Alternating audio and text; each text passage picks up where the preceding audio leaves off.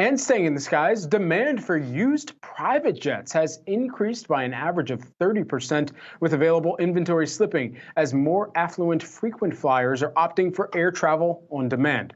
Here with more is Kimberly Herrell, who is the Schubach Aviation owner and chief executive. Great to have you here with us today, Kimberly.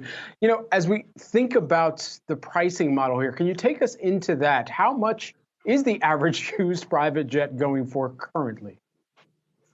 Well, thank you for having me. That's that's kind of a broad question. It really depends on the size of aircraft you're buying. As far as the average used private jet, I mean, the range is anywhere from 1 million to 40 million, maybe even higher for some of the big planes.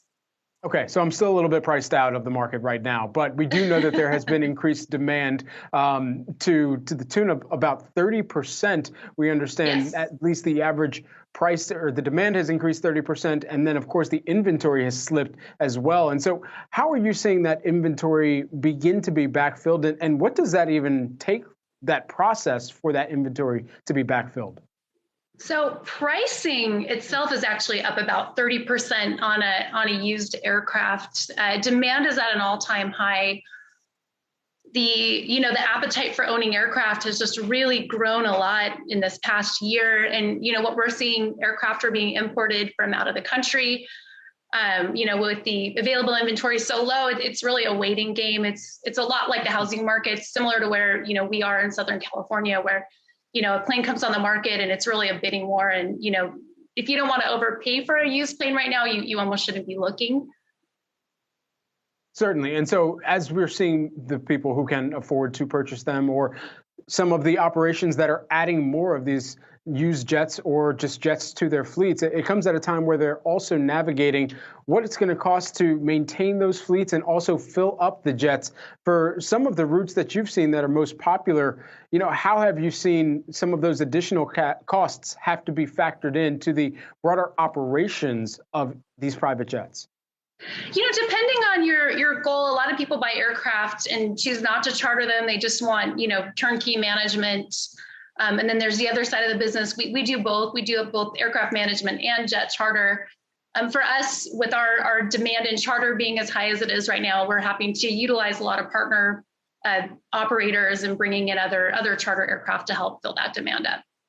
So, for certain, some of this demand had entered amid the COVID-19 pandemic. And for those travelers who were affluent and able to mitigate any particular risk factors that were really correlated to the travel experience as they had known leading up to the pandemic, looking towards private planes certainly helps navigate around some of that. But do you expect the demand to sustain post-pandemic? I think it may taper off a little bit, but I think there were so many new entrants into the market that in the past they could afford it, but instead they chose to fly commercial or other means. What with the pandemic really highlighted the true value of flying private. And once people start getting accustomed to it, it really is kind of a life upgrade. And in most, I think the demand is here to stay. When you mentioned turnkey, people are really buying into a service on that front. And so with that in mind, what kind of margins and for my own edification and perhaps that of some of our viewers, what kind of margins does that type of business typically provide a company like Schubach? Good question. Our margins on aircraft charter are typically about 15%. They're really not high. I mean, similar to the regular commercial industry, we have a lot of the same expenses in terms of maintenance, pilots, training. It is a high cost operation. And then additionally here, when you think about the number of routes and just the traffic that you see in the air that is on top of some of the commercial travel that takes place, how are we getting to a system, a model that even as more routes are added, that you're able to make sure that this is not kind of impacting the broader landscape for the number of passengers, the air travel from other commercial operators as well?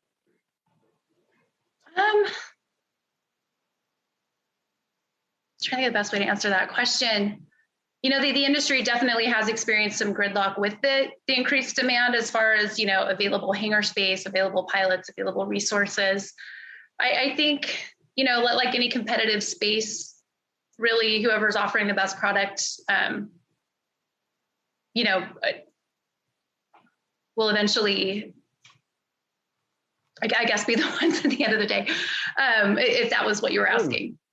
Certainly. And so just lastly here, when you think about hiring, and there's so many different roles, but particularly flight attendants, pilots, how is that different in the private jet space versus the commercial operation space?